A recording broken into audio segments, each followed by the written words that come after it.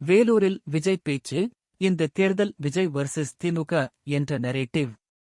விஜய் வேலூரில் நிகழ்ச்சியில் பேசியபோது, இந்த தேர்தல் தமிழ்நாடு வெர்சஸ் ஒன்றிய அரசு அல்ல, இது விஜய் வெர்சஸ் திமுக தான் என்ற கருத்தை முன்வைத்தது அரசியல் வட்டாரங்களில் பெரிய விவாதத்தை கிளப்பியுள்ளது. இதுகுறித்து மூத்த பத்திரிகையாளர் ரமேஷ் வழங்கிய பார்வைகள் அரசியல் கணக்குகளை வெளிச்சமிட்டன. தமிழ்நாடு வெர்சஸ் மத்திய அரசு திசை திருப்பா? கே. ஸ்டாலின் தலைமையிலான திமுக அரசு வரவிருக்கும் சட்டசபை தேர்தலை தமிழ்நாடு வெர்சஸ் மத்திய அரசு என்ற கோணத்தில் எடுத்துச் செல்ல முயற்சிக்கிறது. ஆனால் ரமேஷின் பார்வையில் திமுக அரசு கடந்த 5 ஆண்டுகளில் செய்த செயல்கள் என்ன? மக்கள் அங்கீகாரம் உள்ளதா? அதைத்தான் மையமாக வைத்து தேர்தலை சந்திக்க வேண்டும். மத்திய அரசை எதிர்த்து பழைய பாராளுமன்ற தேர்தல் நரேட்டிவை மீண்டும் பயன்படுத்துவது ஏற்றுக்கொள்ள முடியாதது என அவர் குறிப்பிட்டார். விஜய் வெர்சஸ் ஸ்டாலின் அதிகப்படியான மதிப்பீடா?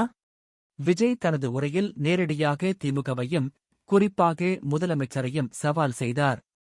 ஆனால் ரமேஷின் மதிப்பீடு, இது ஸ்டாலின் வெர்சஸ் விஜய் என்ற அளவுக்கு இன்னும் அரசியல் நிலை இல்லை. விஜய் தன்னை மிகைப்படுத்திக் காட்டும் முயற்சியில் இருக்கிறார். அதே நேரத்தில் விஜய்க்கு இருக்கும் பலம் இளைஞர்கள், இளம்பெண்கள், மாற்றத்தை விரும்பும் வாக்காளர்கள்.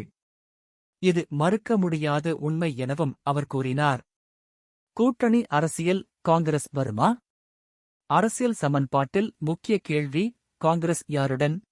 இந்தியன் நேஷனல் காங்கிரஸ் விஜயுடன் இணையுமா என்பது இன்னும் தெளிவாகவில்லை. ரமேஷ் கூறியது, காங்கிரசுடன் டீல் முடிந்துவிட்டது என்று கருத முடியாது.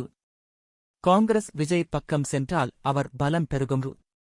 இல்லையெனில் விஜய் தனித்து போட்டியிட வேண்டிய சூழல் உருவாகலாம். திமுக கூட்டணி இடஒதுக்கீடு சிக்கல். திராவிடா முன்னேற்ற கஸ்கம் தலைமையிலான கூட்டணியில் ஏற்கனவே பல கட்சிகள் அதிக சீட்களை எதிர்பார்க்கின்றன. முக்கிய சிக்கல், ஒவ்வொரு கூட்டணி கட்சியும் கூடுதல் தொகுதிகளை கோருகிறது. காங்கிரஸ் 2வது பெரிய கட்சியாக அதிக இடங்களை எதிர்பார்க்கும். இதனால் கூட்டணி கணக்குகள் இன்னும் இறுதி செய்யப்படாத நிலையில் உள்ளன.